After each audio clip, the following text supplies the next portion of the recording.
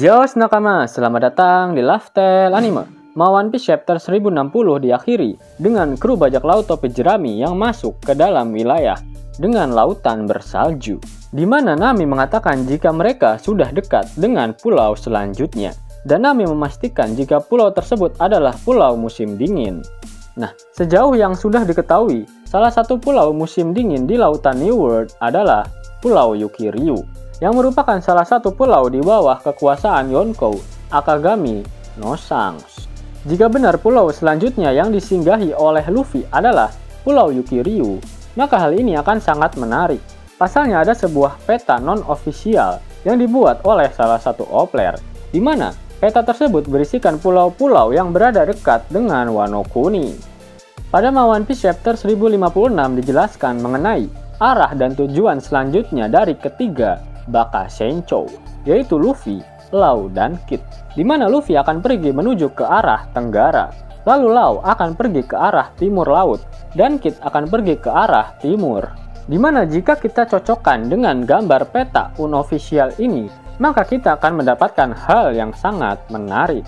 Lau mengatakan jika arah timur laut merupakan destinasi paling lurus, atau bisa dibilang terjauh dari Pulau Wano Kuni, di mana dalam peta ini juga digambarkan seperti itu.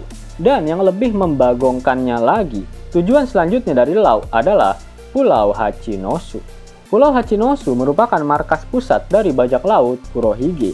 Dan pada One Piece chapter 1059 dikatakan, jika bajak laut Kurohige telah kembali ke markasnya, sembari membawa Koby sebagai harta rampasan perang setelah dia gagal mendapatkan buah iblis milik Boa Hancock. Lau, Koby, dan Kurohige memiliki keterkaitan dalam peristiwa Rocky Port, di mana dikatakan jika Lau adalah dalang dari kejadian tersebut, sedangkan Koby yang dinobatkan sebagai pahlawan dalam tanda kutip. Lalu akibat dari insiden Rocky Port, si brengsek Teach mampu mengalahkan Ochoku dan mengambil alih Pulau Beehive yang sekarang menjadi markas pusatnya. Mungkin ketika ketiga orang ini bertemu, Lau, Koby, dan Kurohige akan nongski sejenak sembari meminum kopi. Dan pada momen itulah kilas balik dari insiden Rocky Port akan diperlihatkan oleh Oda Sensei. Nah, selanjutnya jika merujuk pada peta ini, Kid akan berlabuh di Port Cibaralta, di mana dulunya tempat ini adalah daerah kekuasaan milik Shirohige. Dan terakhir Luffy akan berlabuh di Yukiryu Island, tempat kekuasaan milik Akagami Shanks. Keabsahan dari peta unofficial ini ditambah dengan fakta Shanks yang mengantarkan Marco ke Pulau Sphinx, di mana sepertinya lokasi Pulau Sphinx memang tak jauh dari Wano Kuni, seperti digambarkan pada peta ini. Jika Luffy benar-benar berlabuh di Pulau Yukiryu, konflik apa yang akan mereka hadapi? Mengingat tempat tersebut adalah daerah kekuasaan milik Shanks, yang sepertinya suasananya akan makmur sentosa jika dibandingkan dengan daerah kekuasaan milik Yonkou yang lainnya. Lalu mengapa Oda Sensei membuat Jewelry Bonney ada juga di pulau tersebut, di mana dari sekian banyak pulau yang ada di semesta One Piece? Selain itu, pulau itu juga jaraknya cukup jauh dari Red Line, tempat terakhir dari Bonney berada.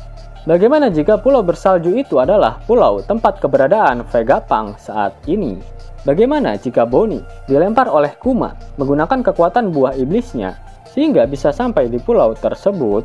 Bonney sepertinya memang memiliki hubungan jasmani dan rohani dengan Kuma, di mana keduanya sama-sama berasal dari kerajaan Sorbet, dan Vegapunk memiliki semua jawaban dari pertanyaan-pertanyaan milik Jewelry Bonney.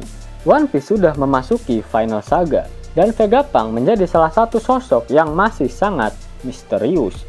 Dan inilah waktu yang tepat untuk Oda memunculkan sosok dari Vegapunk. Mengapa Mimin berpikir jika pulau bersalju itu adalah pulau tempat penelitian baru milik Vegapunk? Beginilah kronologisnya. Pada One Piece chapter 1033, Oda memberikan sebuah cover request yang memperlihatkan Smoker dan Tashigi yang sedang berada di pulau bersalju. Setelah berakhirnya arc Punk Hazard, Smoker dan Tashigi berencana untuk mengantarkan anak-anak korban gigantifikasi ke suatu tempat. Bagaimana jika mereka membawa anak-anak itu ke tempat Dr. Vegapunk agar mereka bisa sembuh total dari hasil rekayasa genetik milik Caesar Clown? Dan cover request pada One Piece chapter 1033 ini menjadi foreshadow jika pulau tempat Vegapunk berada adalah pulau dengan iklim bersalju. Selain itu, Smoker dan Tashigi selalu dimunculkan pada setiap awal dari sebuah saga yang membagongkan, seperti saat di Pulau Lockdown, yang merupakan awal dari saga Grand Line. Lalu saat di Punk Hazard, yang merupakan awal dari Yonkou Saga, apakah Oda akan kembali memunculkan sosok Smoker dan Tashigi pada pembukaan dari Final Saga ini?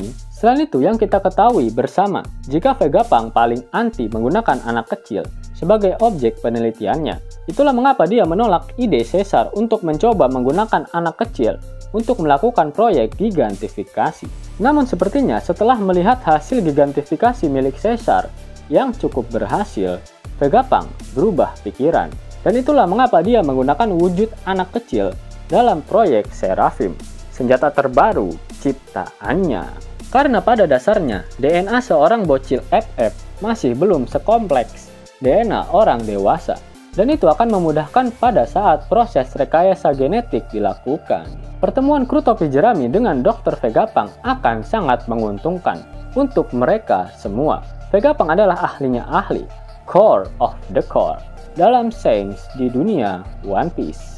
Bahkan Oda mengatakan jika saat Vegapunk muncul, dialah yang akan memberikan informasi menyeluruh mengenai misteri tentang buah iblis. Ingat, jika mode Awakening milik Luffy dapat bangkit tanpa Luffy sadari, mungkin Luffy belum mengetahui bagaimana cara untuk kembali masuk ke dalam mode Gear 5-nya. Tak mungkin kan jika dia harus mati lagi, baru bisa masuk ke dalam mode Awakening-nya. Dr. Vegapunk pasti mengetahui sesuatu mengenai hal tersebut, karena dia juga yang pertama kali mengimplementasikan Awakening buah iblis Zoan dengan benda mati. Selain itu, apakah kalian ingat jika Chopper memiliki cita-cita untuk menyembuhkan segala macam penyakit? Saat di Wano Kuni, Chopper masih belum bisa menyembuhkan efek samping dari buah iblis Smile. Pasti Vegapunk mampu melakukannya, karena dia memang sangat expert dalam hal lineage factor. Ini akan menjadi hal yang menarik. Luffy mengatakan jika dia akan kembali ke Wano Kuni suatu saat nanti. Dan sekembalinya dia ke sana, Chopper sudah mendapatkan ilmu pengetahuan agar dia dapat menyembuhkan efek samping dari buah iblis Smile. Selain itu, kru topi jerami yang lain juga akan mendapatkan sesuatu yang membagongkan dari Vegapunk. Sanji mungkin dapat mengetahui masa lalu ayahnya bersama dengan Vegapunk dan organisasi match mereka. Franky mungkin akan mendapatkan upgrade baru, lalu mungkin Usopp dan Nami juga bisa saja mendapatkan upgrade untuk senjata mereka. Karena pada arc Wano Kuni terlihat Usopp dan Nami masih ketar-ketir dalam menghadapi ulti dan pecuan. Bagaimana ketika mereka nanti menghadapi kru bajak laut Kurohige yang sepertinya akan terjadi pertarungan 1 lawan 1 antar mereka?